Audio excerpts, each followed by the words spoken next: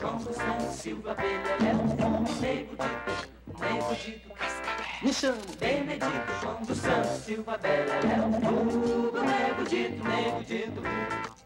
Tenho sangue quente, não uso pente, meu cabelo é ruim. Fui nascido em Tietê pra provar pra quem quiser ver. Quem me ensinou a nadar, quem me ensinou a nadar, foi marinheiro, foi os peixinhos do mar. Quem pode se interessar por um rio sem vida? Quem trabalha ao lado? A imprensa que reflete a opinião pública?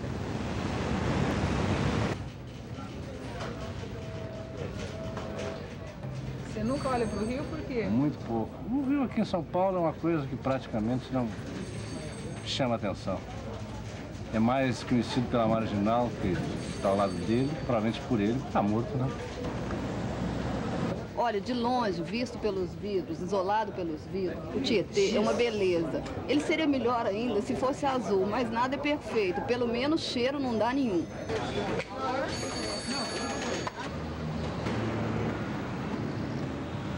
Andréia, como é que é para você trabalhar aqui, bem do lado do rio Tietê? Olha, não é nada agradável, porque a gente cobre ecologia e fica vendo esse rio imundo, cheio de esgoto aqui, metade do esgoto de São Paulo vem para cá. Às vezes tem um cheiro horrível, às vezes chove, inunda o rio, você não tem nem como chegar aqui, é bastante chato. Você já passou para o outro lado do rio, atravessou a marginal, chegou perto do rio? Não, você diz ali na beira? É. Não, nunca. Não tem nem como você atravessar a marginal pra lá. Como repórter de meio ambiente, você já fez muitas matérias sobre o rio Tietê? Sobre o rio Tietê, não. Uma vez teve uma passeata em outubro passado aqui, só que infelizmente não veio ninguém, nem a própria população de São Paulo compareceu à passeata. Acho que eles esperavam 1.000 e tantas pessoas, vieram nem 300. Então acabou nem dando matéria, também era num domingo, a revista já ia sair. Mas eu gostaria de poder ir fazer uma matéria sobre um grande projeto para recuperar o Tietê.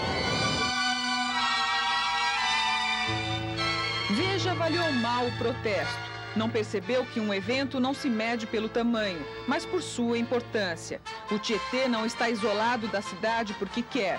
Não é fácil chegar até ele. De mais a mais, são poucas as pessoas em São Paulo que têm caiaque. Veja como foi o protesto por dentro. Os canoeiros querem limpar o rio, só não sabem onde conseguir o dinheiro. A gente não quer depender só de verbas do governo para fazer alguma coisa por esse rio. A gente pretende viabilizar a entrada de empresas que patrocinariam cada uma das etapas de limpeza que a gente estaria fazendo dentro do rio. Dizem que há rios no mundo que já estiveram assim, mas foram recuperados e hoje até choram por mim. Tietê, Tietê, Tietê, cadê você? Estou morrendo de dor ao ver este rio, meus olhos chorou, porque lembrei o passado, meu anjo adorado, a água levou. O ditado é velho, mas vale. A natureza é sábia.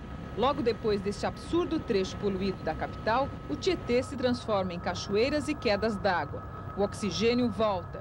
A última amostra de poluição é a famosa espuma de Pirapora do Bom Jesus. Minha mãe paralítica, eu sei sinal de melhora, levei ela confiante ao Bom Jesus de Pirapora.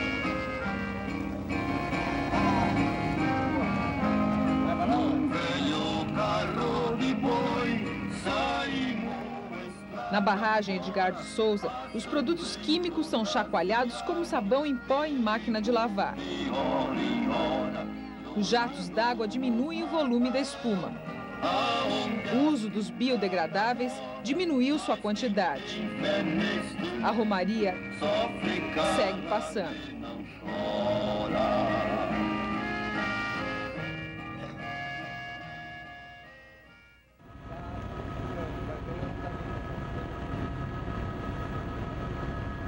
Salto é outra cidade à margem do Tietê que une a história com a fé.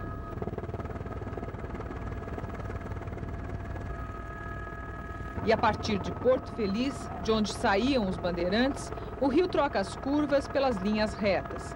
Também troca de economia. O café que dominava as margens até os anos 60 foi podado pela cana. Para a terra e para o rio, uma péssima troca. Herbicidas, agrotóxicos, vinhoto, tudo que gira em torno da cana acaba no rio.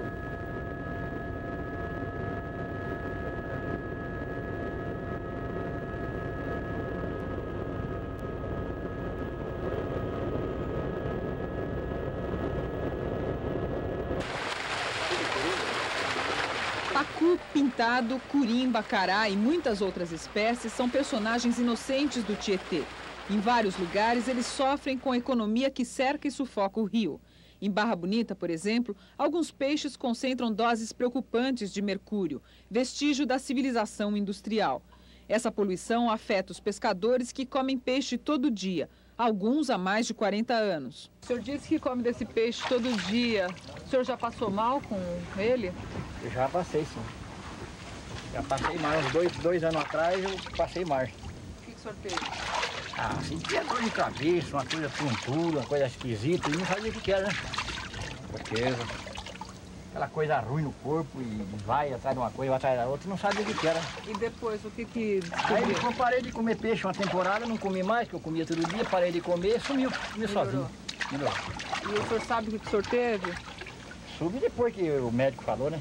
O que ele falou? Falou que o mercúrio fazia marca, aí que fez análise do peixe e deu bastante no peixe aquele tempo. Aí eu parei de comer peixe uma temporada boa, aí eu sarei, fiquei bom. Nós encontramos teores de mercúrio aumentado no sangue e na urina. E alguns pescadores, nós encontramos valores acima do permitido e que já determina alguma sintomatologia. O consumo esporádico desses peixes não traz problema a qualquer um de nós. Porque é um valor, uma concentração pequena e nós não somos população de risco. Não há problema no momento. Mas se nós não tomarmos nenhuma providência e continuarmos aguardando, nós teremos essa possibilidade de mortalidade. Como aconteceu no Japão na década de 50, ou na Turquia, em não situação de peixe, mas de semente de trigo. Na década de 50, também de 50, 56, 60. Vamos esperar que morra 6 mil, 10 mil. Como pode o peixe vivo viver fora d'água fria? Para as colônias de pescadores que sobrevivem da pesca, o maior problema é o impacto das hidrelétricas do Tietê no meio ambiente. A maior parte dos peixes só reproduz subindo a correnteza e em centenas de quilômetros. Como o Tietê está interrompido por usinas e represas, a reprodução fica impedida. As corredeiras acabaram e, junto com elas, o espetáculo da piracema. Os lambaris resistem, assim, eles não precisam de corredeira, eles conseguem desovar sem subir o rio. Eles sobem muito cordinho, né? Eles andam muito em cordinho, né? Uhum. Pega esses cordinhos, sobe, eles desovam nesses cordinhos. Agora o peixe grande já precisa mais água, né?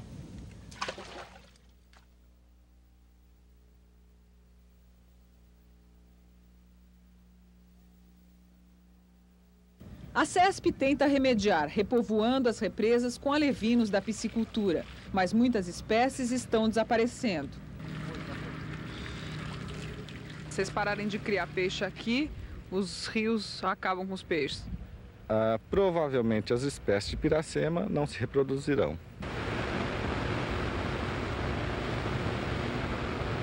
Essa é uma cena comum por aqui e em toda a usina hidrelétrica. Apesar do perigo que correm, os pescadores chegam bem perto das máquinas e lançam a rede aqui mesmo.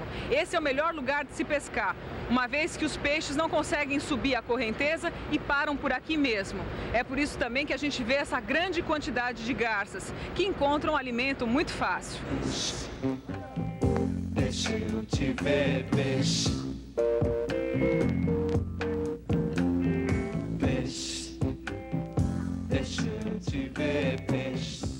Nós estamos num posto de gasolina à beira da estrada e também à beira do rio Tietê. As pessoas aproveitam a parada aqui para encomendar um prato típico da região, o verdadeiro sashimi.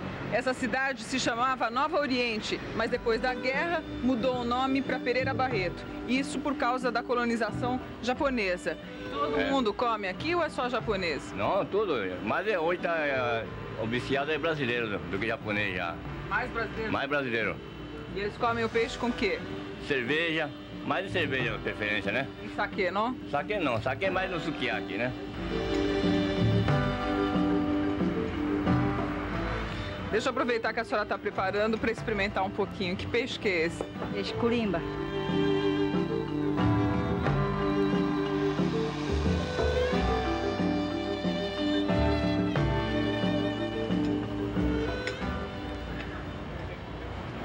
Gostoso. A seguir, as marginais, as enchentes, os esgotos, as bandeiras, hidrelétricas e artistas do Rio Tietê.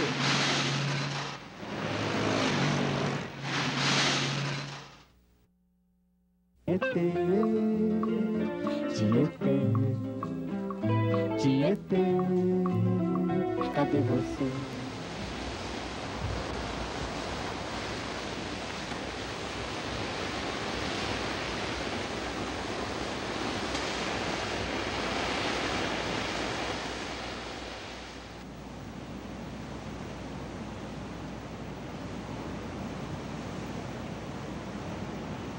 No meio dessa paisagem, que é quase uma pintura, o Rio Tietê cumpre a sua primeira função. Literalmente mostra e entrega sua força para São Paulo. A usina de Salesópolis, que funciona desde 1912, respeitou esse lago natural, transformado em reservatório, e aproveitou a queda livre de 150 metros para gerar energia.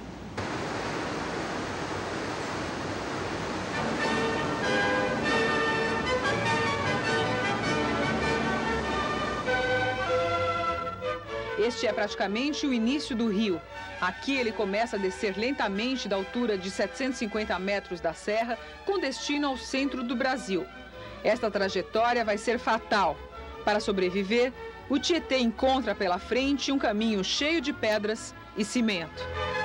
Esse é o primeiro ponto onde o Tietê é barrado pelo homem. Aqui a água ainda é pura porque a barragem não recebe nenhum tipo de poluição, só as águas da cabeceira do Tietê e das chuvas. É a represa de Ponte Nova, que serve para regular a vazão do rio e abastecer as cidades mais próximas. Esse canal funciona como uma espécie de ladrão gigante de caixa d'água. Quando chove demais, o excesso da represa vaza por ele. Em 17 anos, isso só aconteceu uma vez. Aqui debaixo, o Tietê vira um túnel de 130 metros e pode ter sua água controlada por válvulas subterrâneas. Depois da represa, ele volta a ser um rio bucólico, pequeno e sinuoso, que vai receber os afluentes e crescer aos poucos. A Rota dos Bandeirantes, reverenciados por Brecheret no famoso Deixa que eu empurro. O monumento retrata o sufoco dos bandeirantes, obrigados a retirar os barcos do Tietê por causa das corredeiras. A história do rio é cheia de ufanismo, nacionalismo e fortes pinceladas de mentira. Nesta cidade, a encenação repete a imagem de grandes heróis. Tudo indica que foi bem diferente. Os bandeirantes não tinham toda esta vestimenta e muito menos